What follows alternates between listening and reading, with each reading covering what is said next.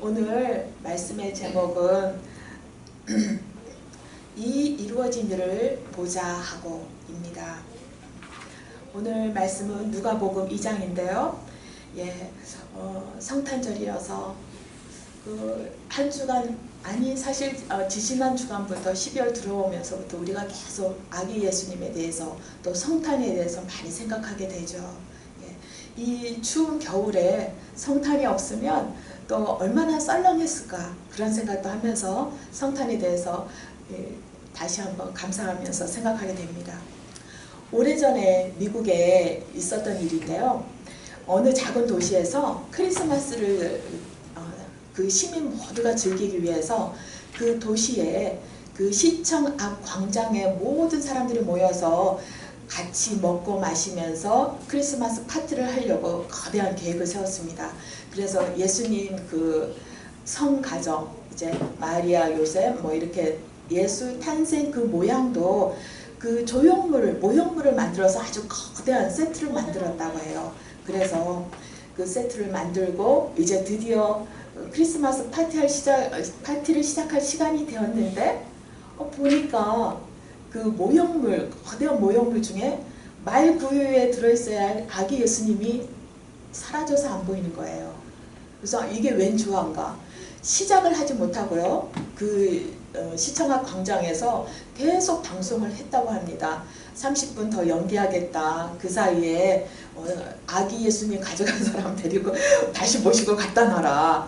계속 그러는데도 나타나지 않고 시간이 흘러가고, 그래서 더 사람들이 지쳐서 더 기다릴 수 없다. 이제 파티를 시작하자 하고 딱 보는 순간에 보니까 아기 예수님이 말구 위에 돌아와서 계신 거예요. 이게 웬 조화인가?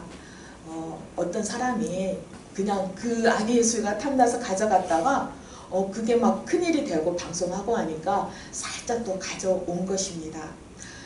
누가 가져갔냐 이게 중요한 게 아니라 그 자리에 모였던 사람들이 그날 깊이 깨달은 게 있다고 합니다. 뭐냐면 아기 예수님 없으면 크리스마스 되지가 않는구나. 우리가 아무리 산더미같이 맛있는 음식을 많이 하고 오케스트라 부르고 막 여러 가지 조형물 하고 치장을 하고 즐거워해도 아기 예수님 빠지니까 크리스마스 파티를 할 수가 없었구나. 그래서 다시 한번 그 사람들이 늘 알고는 있었지만 그 시간에 그 잠깐 동안 잃어버린 시간 동안에 예수님이 얼마나 귀한가, 또 아기 예수님으로 와준 그 시간까지도 얼마나 소중한가, 이것을 잘 깨닫고 느꼈다고 합니다. 우리에게도 오늘 성탄절, 우리에게도 오시는 예수님이 계셔야 합니다. 우리도 우리 심령 가운데 예수님 잃어버리거나 누가 가져가게 놓쳐서 안 됩니다. 예수님이 오시는데 길거리에 크리스마스 캐롤이 떠들썩하다고 거기에 오시는 예수님 아닙니다. 우리가 정녕 만나야 되는 예수님, 맞아들여야 되는 예수님은 바로 우리가 믿고 의지하고 사랑해서 우리 품 안에 마음으로 만나서 마음으로 안에 잘 챙겨드는 그 예수님을 우리가 만나야 하는 것입니다. 그래야만 성탄의 의미도 있고 감사와 기쁨이 살아있는 것이죠. 이렇게 계실 때는 몰랐는데 눈에 그 조형물이 안 보인다 하는 순간에 이렇게 소중하구나 느꼈던 그 예수님이 탄생하셨을 때 하나님께서는 오늘 말씀에서도 우리가 알 수 있지만 이 예수 탄생이라는 위대한 시간에 하나님께서는 두 가지로 침묵으로 넘어가시는 게 아니라 두 가지의 방법으로 하나님께서는 우리 인간들에게 예수님 위대한 왕이 나셨다는 것을 말씀해 주십니다.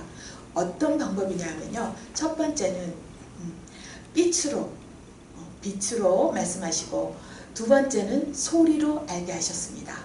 무슨 말인가? 빛으로 알게 하셨다는 거는요, 먼저 큰 별을 하늘에 띄우셨어요. 그래서 그 별을 보고 그 별의 빛을 보고 누가 찾아옵니까? 예수님 메시아에 대해서는 알지도 못하는 동방 이방 지역에서 이방인 박사들이 찾아옵니다. 먼 길을 찾아와서 이스라엘 이쪽에 왕이 나셨나 보다 하고 예루살렘 왕궁에 찾아가죠. 그리고 뭐라고 합니까? 유대인의 왕이 어디에 났습니까? 하고 물어봅니다. 왕이니까 왕궁에 있을 거라고 생각하고 찾아온 거예요. 그래서 이것으로 우리가 알 수 있는 건 뭐냐? 성경의 이 사실을 보면서 아, 이방인이 찾아왔어? 그래, 하나님은 예수님을 만왕의 왕으로 세우신 거 맞구나. 예, 만왕의 왕으로 오셨다는 걸 동방박사 찾아온 것을 통해서 우리한테 알게 하시고 선포하신 것입니다. 이방인들도 이 성탄절에 예수님을 찾아온 사람들이었던 것입니다. 그리고 다음은 오늘 말씀에서처럼 소리로 알게 하셨습니다. 목동들에게 천사들을 보내서 천사들이 직접 사람의 목소리처럼 소리를 내서 알게 하시는 거죠. 천사들도 가끔 옆에 와 있다고 다 말을 하지는 않아요. 띵 해서 깨닫게 주로 하거든요. 근데 천사들이 목소리로 알게 해줬습니다.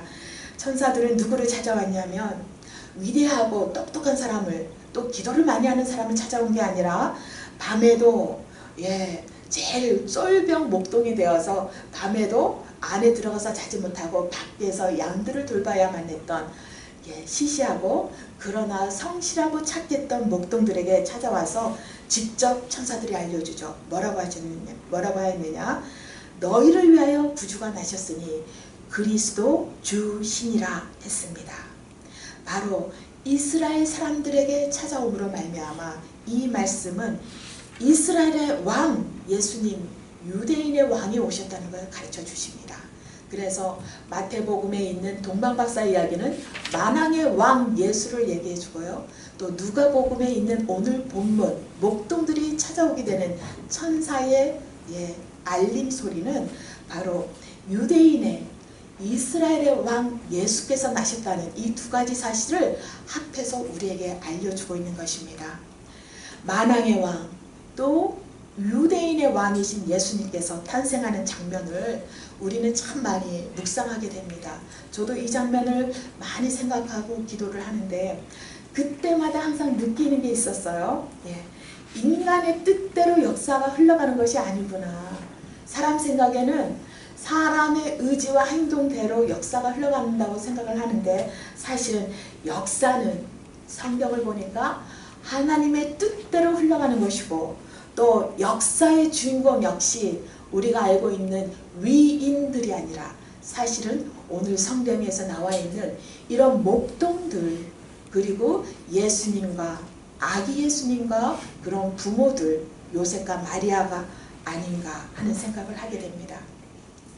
하나님 뜻대로 역사가 흘러간다는 사실은요.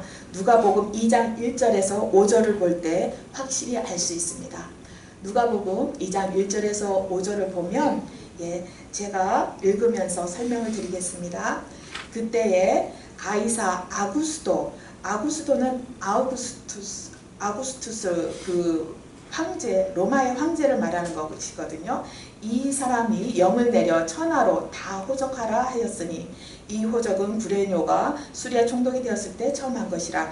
3절 보니까 모든 사람이 호적하러 각각 고향으로 돌아가매 4절에 요셉도 다윗의 집 족속이므로 다윗의 집은 베들레헴입니다. 베들레헴 출신이거든요. 다윗이. 그래서 요셉도 갈릴리 나사렛 동네에서 유대를 향하여 베들레헴이라는 다윗의 동네로 그 약혼한 마리아와 함께 호적하러 올라가니 마리아가 이미 잉태하였더라 했습니다.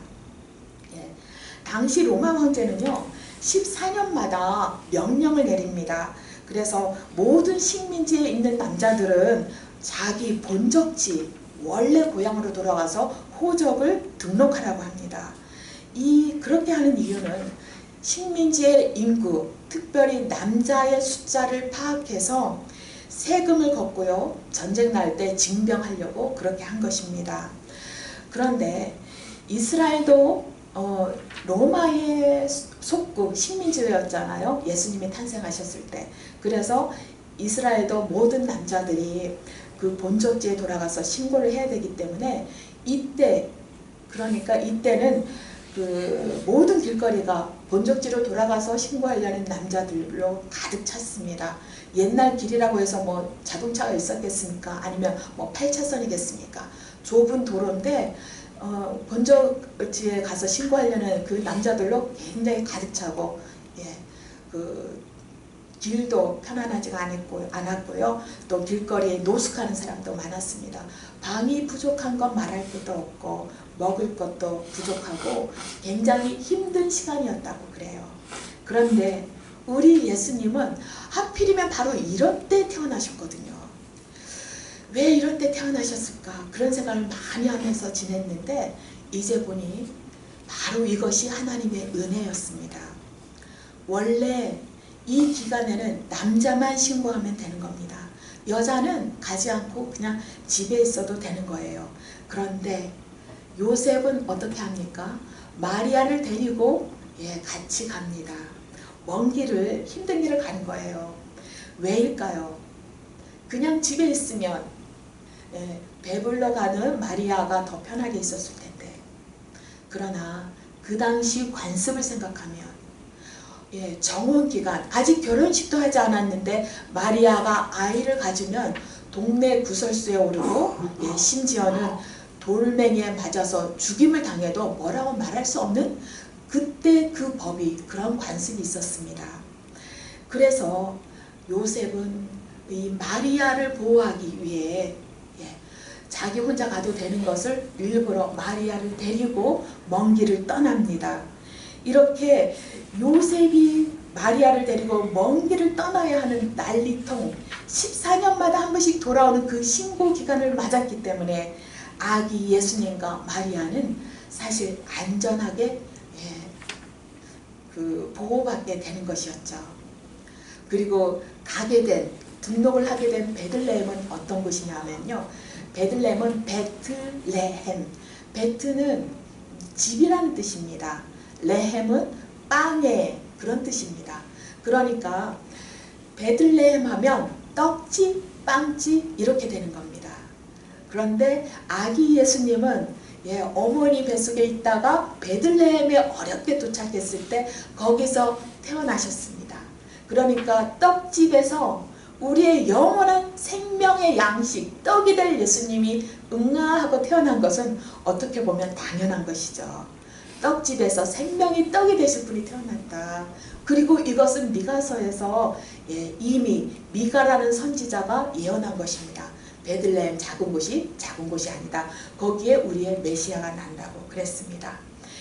감사하게도 또 우리가 알 수 있는 건 베들레헴이 예수님의 고향, 본적지가 아니라 경유, 나사렛이라는 먼 곳에 있다가 베들레헴까지 가서 하고 또 돌아와야 되지 않습니까? 베들레헴에 머물지 못합니다. 그렇게 베들레헴이 본적지가 아니라 본적지이면서 경유지가 되어야 됐기 때문에 오히려 나중에 베들레헴에서 왕이 난다는 걸 알고 헤롯 대왕이 베들레헴에 군사를 풀어서 그곳에서 난 2살 이하의 어린아이들을 싹 다 죽여버리죠. 거기에 계속 머물러 있었으면 아기 예수님은 죽게 됩니다. 그리고 원래 베들레헴 출신이라고 그 동네에서 살았으면 또 어느 집에서 누가 태어난지를 알기 때문에 잡혀서 죽게 됩니다. 먼 길을 떠나서 고향에서 아기 엄마가 박해받는 것을 하나님께서 피하게 하여 주셨고, 또 베들레헴, 그 아기를 죽이려는 군사가 쳐들어오는 곳에서부터도 하나님께서는 그곳에 머물지 않게 해주셨기 때문에 이 모든 게 어머니와 그 아기를 하나님께서 보호하신 그 은혜였습니다.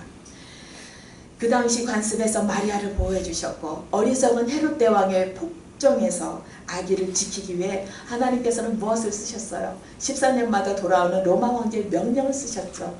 그리고 고달프겠지만 그 난리통을 그 하나님의 사랑하는 그 아들에게 허락하셔서 오히려 생명을 보존하고 사람의 눈에 덮여있게 하신 것입니다.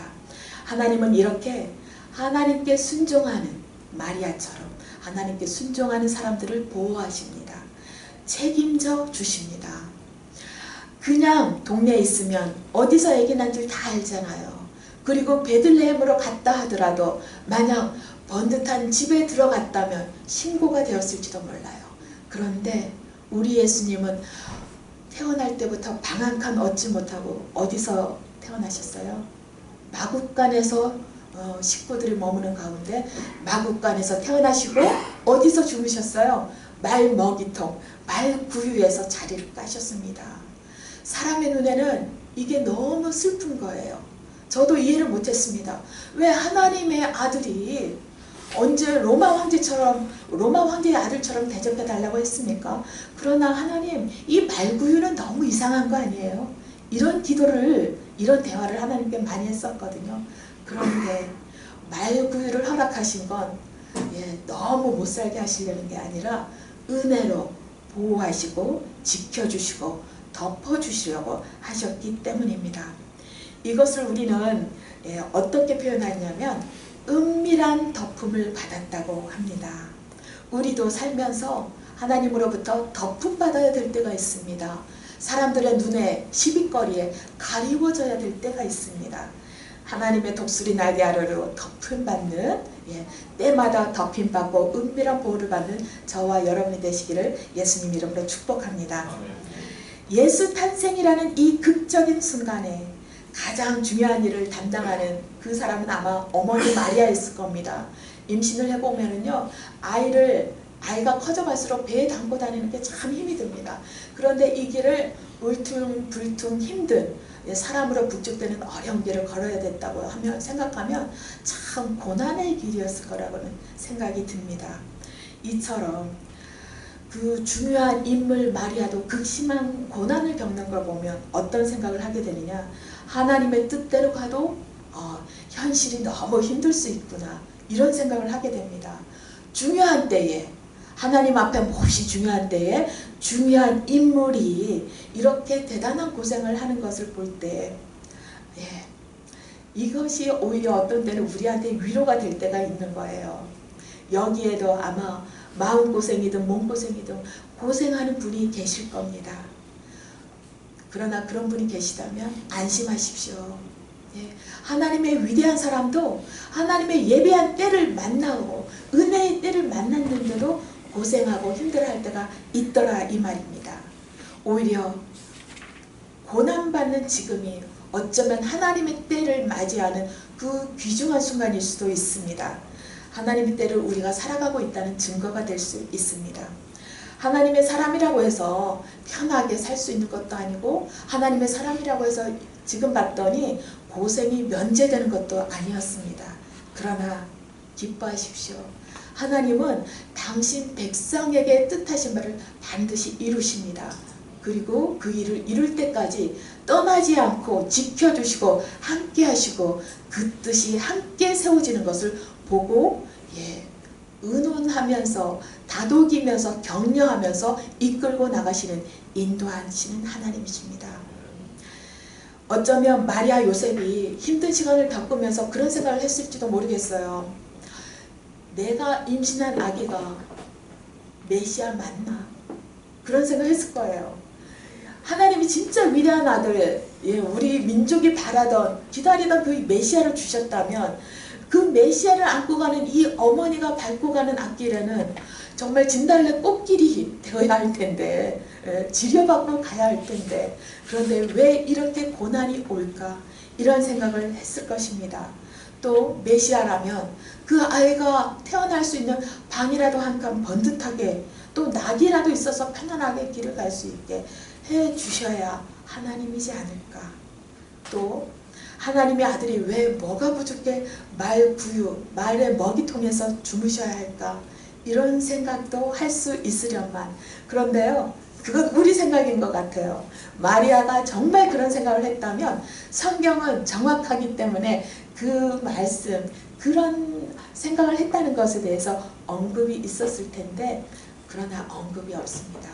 마리아는 처음 순종했던 그 마음 그대로 순종하며 감사하며 끝까지 견뎌낸 거예요.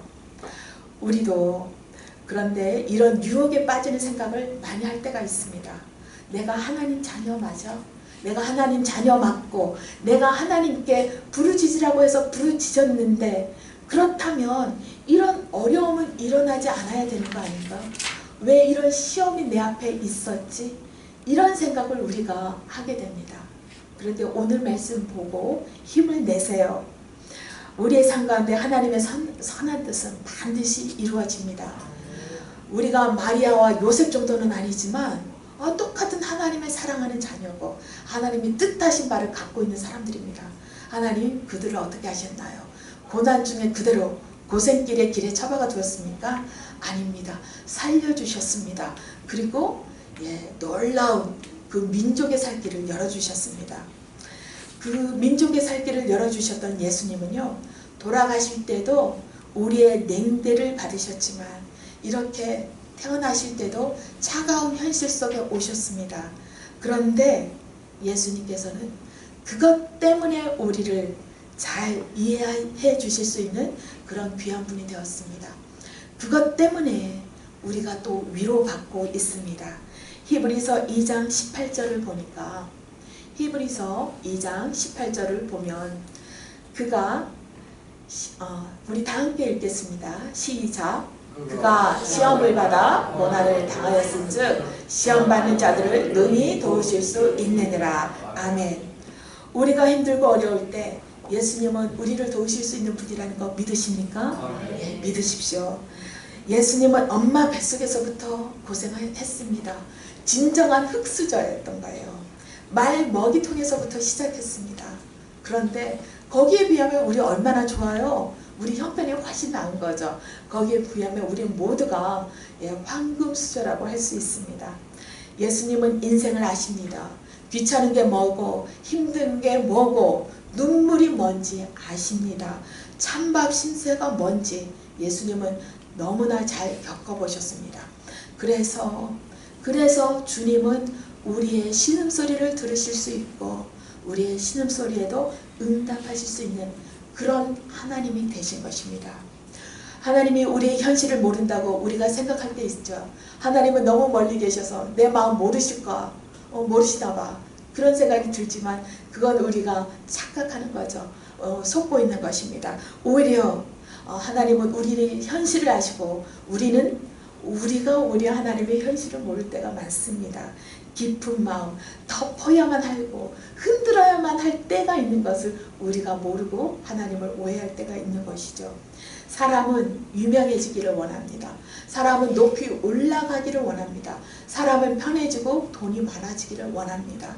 그러나 하나님은 덮어버릴 때도 있고요. 흔들어서 요동치게 했다가 기다리게 했다가 주실 때도 있습니다. 늘 언제 어떤 시간을 우리가 만나든지 간에 분명한 것은 하나님은 우리를 붙들어 주신다는 겁니다. 우리가 잘나서가 아니라 시편 23편을 보니까 하나님께서는 자기 이름을 위하여 의의 길로 우리를 인도하시는 하나님이었습니다. 이런 하나님의 사건들을요, 인간의 눈으로 해석하고 들여다보면 모릅니다. 시험받을 뿐입니다. 그래서 우리는 어떻게 봐야 되느냐? 하나님의 사건은 온전히 성령님을 통해서만 해석해야 올바르게 우리가 이해할 수 있습니다. 오늘 말씀에서 하나님은 첫 성탄절에 누구를 부르셨는가? 밤에도 밖에서 일어날 수밖에 없는 쫄병 목동들을 부르셨습니다. 그냥 부르신 게 아니라 천사들을 보내서 알려주고 가르쳐 주었습니다. 왜 하필이면 어린 목동들이었을까? 첫 번째는 예수님은요, 선한 목자로 오셨습니다. 목동 목자잖아요. 그래서 같은 업자끼리 동업자라고 그 목동들을 부르신 것 같습니다. 같은 업자끼리 잘해보자 하고요. 그리고 두 번째는 예수님은 우리를 위해서 어린 양으로 오셨습니다. 어린 양은 예루살렘 성전에서 속죄 제물에 많이 쓰이는 어린 양의 짐승입니다. 그런데 이 베들레헴은요, 예루살렘과 가까워요. 그래서 이 베들레헴 산등성에서는 예루살렘 성전에 잡아 죽일 양을 집중적으로 키우고 있었습니다. 예수님이 어디서 오셨어요? 바로 베들레헴에서 예루살렘 성전에서 쓸 양을 키우는 그곳에 예수님이 태어나셨습니다. 그래서 예수님은 이제 내가 베들레헴의 어린 양으로서 예루살렘 성전에 가서 죽임을 당할 텐데 그때 나를 이끌어갈 목자여 잘 봐주시오 하고 서로 인사를 나누는 그런 것 같습니다. 이런 모든 것을 생각하면서 묵상할 때 놀라게 됩니다. 무엇에 대해서 놀라게 되느냐? 어떻게 이런 하나님이 있을 수 있지? 어떻게 세상에 이런 신이 있을 수 있단 말인가? 놀랍지 않으세요?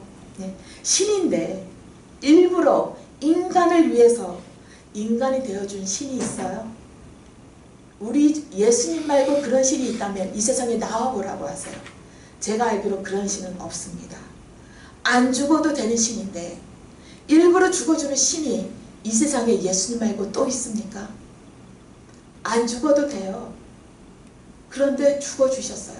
그러려고 태어나서 이 고생을 하신 것입니다. 세상 천지에 또 사람의 모습으로 오시는데 아기의 모습으로 오시기까지 처음부터 순종해서 그 절차를, 그 힘든 시간을 지켜주신 그런 신이 있습니까? 없습니다. 단언코 없습니다. 우리 예수님밖에 없습니다. 그래서 우리는요, 정말로 좋은 신을 만나고 있는 거예요. 정말로 신을 만나고 있습니다. 신 중에 사람에게 받아먹고 싶어하고 사람을 겁줘서 협박하고 싶어하고 빼앗고 싶어하는 신은 많아요. 잡신입니다. 귀신입니다. 그러나 진정한 신, 생명을 주되 풍성하게 주고 죽음의 심판의 자리에서 면하게 해주는, 죽음을 면하고 영생을 줄 수 있는 신, 평안을 줄 수 있는 신은 우리 주 예수 그리스도밖에 없습니다. 그 신이 얼마나 좋으신 분이고 그 신이 무엇을 주기 위해서 왔는지 바로 오늘 그분이 자청해서 고난받고 고생하고 피난길 가는 그 모습에서 순종하고 고난 받아들이는 그 모습에서 우리가 우리 주 예수 그리스도가 어떤 분인 걸 알 수 있습니다. 우리 오늘 성탄절인데 우리가 믿는 하나님은 그런 멋진 예수님입니다. 그런 너무나 좋은 예수님입니다. 우린 너무나 수지 맞은 거예요. 잘 선택한 사람들이에요. 귀한 생명, 귀한 길, 진리를 붙잡은 사람입니다. 축복합니다. 축하합니다. 그래서 오늘 성탄절이 너무 좋은 날입니다. 너무 그래서 감사하고 귀한 날입니다. 목동들에게 천사를 보내서 하나님 앞에 초대한다는 거는요, 다른 신들은 꿈도 꾸지 못하는 일이에요. 위대한 사람을 불러요. 다른 신들은요, 세상을 좋아하는 신들이기 때문에 그렇습니다. 그런데 우리 하나님은 목동을 부릅니다. 우리도 지금 이 시간에 목동과 같은 존재입니다. 우리도 연약하지만 하나님께서 귀히 여기셔서 불러주시고 아기 예수님 앞에 우리를 선보여 주시는 것입니다. 이 땅에 오신 예수님, 그 앞에 초대받은 우리들, 예수님은 먼저 초대받은 우리 마음에 모셔드려야겠습니다. 여러분 마음에 예수님 모셔드렸습니까? 예수님 맞았습니까? 네. 여러분 마음에 예수님이 그 심령마다 깊이 박히고 만나는 그 오늘 귀한 오늘 되기를 원합니다. 오늘 본문 20절을 보니까 이렇습니다. 듣고 본 그 모든 것으로 인하여 하나님께 영광을 돌리고 찬송하며 돌아간다고 했습니다. 우리도 이제 듣고 보았습니다. 예수님이 어떤 분이고 우리에게 어떻게 와주셨는지 듣고 보았습니다. 이 모든 것에 감사하여 찬송하며 하나님께 영광 올려드리는 저와 여러분이 되시기를 예수님 이름으로 축원하고 또 축원합니다. 네, 축하.